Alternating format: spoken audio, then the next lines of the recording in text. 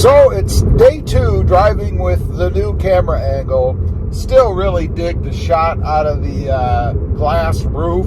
I looked back, obviously, at the other video when I was editing it, and that is a pretty cool vantage, I think. So I'm pretty happy with it so far. Again, leave a comment down below. Let me know what you guys think of this vantage point, this viewpoint. But let's talk a little bit about this Tesla. I have to say, this is my first experience owning an electric vehicle and owning a Tesla. And it impresses me more and more every time I drive it. You know, I go out for joyrides just to experience the car because, frankly, it's just that awesome. You know, the one thing that I mentioned that I think I really didn't like about the Tesla the first time that I drove one, and that was the Model S, was the regenerative braking. That was a very strange feeling. You know, when you let off the gas, the Tesla immediately starts to stop, right? It starts to employ the brakes. That's something you're not used to. I mean, I'm used to kind of coasting up to stoplights and stuff and then applying the brake fully once I get up there. Now, I'm not talking about jamming on the brake when you get there, but nonetheless, just letting off the gas, coasting to the light.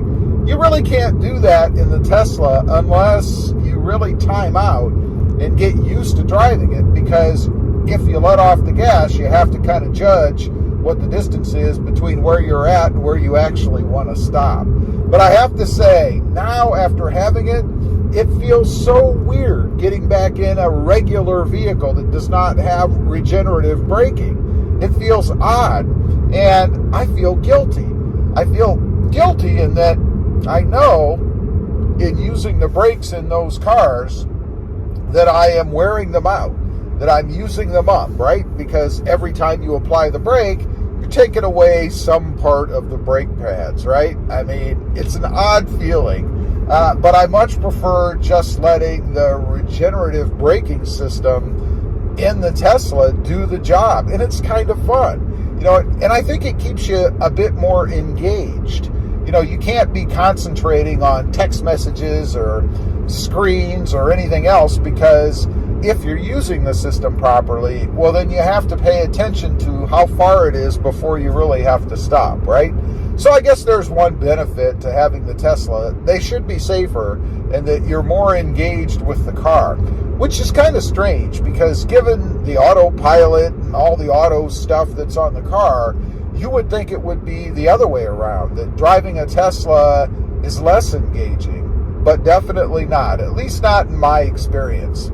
The acceleration and the power of this car, wow. I mean, for someone who is an acceleration junkie like I am, I love acceleration. Now, don't get me wrong. I'm not one of those guys that's sitting at the stoplight with one foot on the brake and one foot on the gas pedal, revving it up, waiting for the light to change, right? If I was in a gas-powered car. But I like to go. You know, when the light changes or I'm leaving a stop or entering the freeway or whatever, I like to have as much acceleration and takeoff, I guess, as I can. It just makes the driving experience more fun, more pleasurable for me. You know, there's nothing worse than being in a gutless, throttle, lag, limited vehicle that just doesn't go the way that you feel that it should. I mean, it's kind of like walking around, right? It'd be like sitting in your recliner and you're going to get up and get a snack and something is holding you back. Or maybe you stand up and you have a lag right before you take off to head to that refrigerator or pantry. You got to wait a split second or two just before you can actually go, right? It's that kind of thing. When you want to do something, you want to do it. And when I want to take off or get on a freeway or whatever, I want to go. I don't want to wait.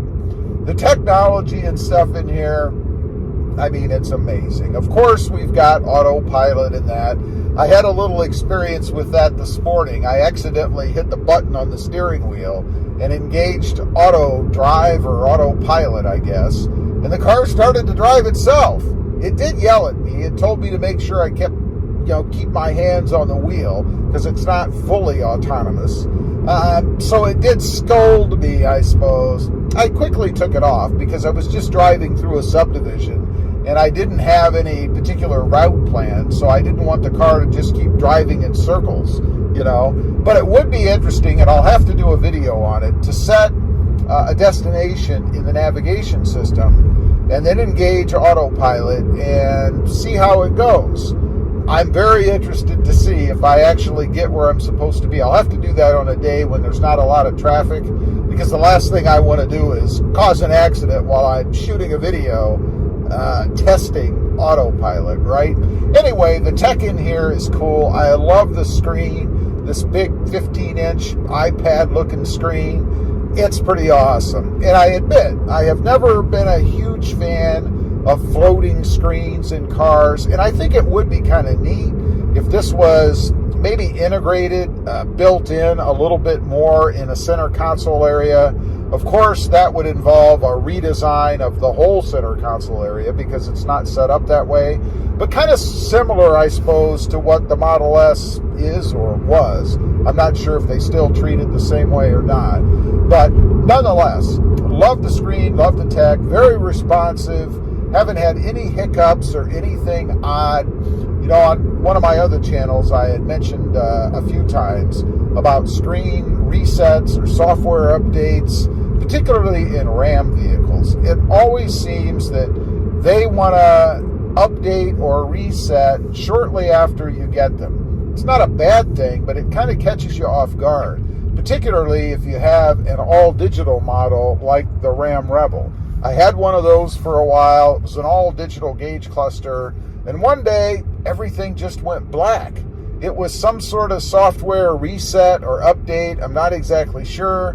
Nothing like that in this Tesla. Everything has been spot on. The other night, I did get a notification that there was a software update. I got it on my phone, and I was actually able, because this car is connected to Wi-Fi in my garage, but I was actually able to update the software on the car from my phone. In other words, I told it to update, and then by the time I was ready to go the next morning, everything was all set up. No big changes either, by the way, in case you have a Tesla and you haven't done that yet, but it was a pretty seamless experience.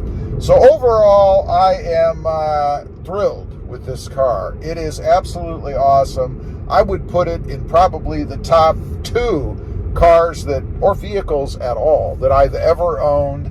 It's just so engaging, so futuristic, I suppose, for me, that I love it. And I do love tech type stuff. I'd say if you're not into tech things or technology in any way, you probably shouldn't get the Tesla, because you really won't like it.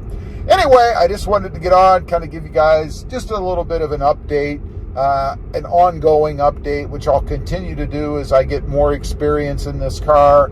I think it's awesome. Give yourself the benefit of the doubt if you're skeptical, and go test drive one. I know a lot of Tesla dealers will let you actually test drive one, maybe even take it home for a little while to see how you like it.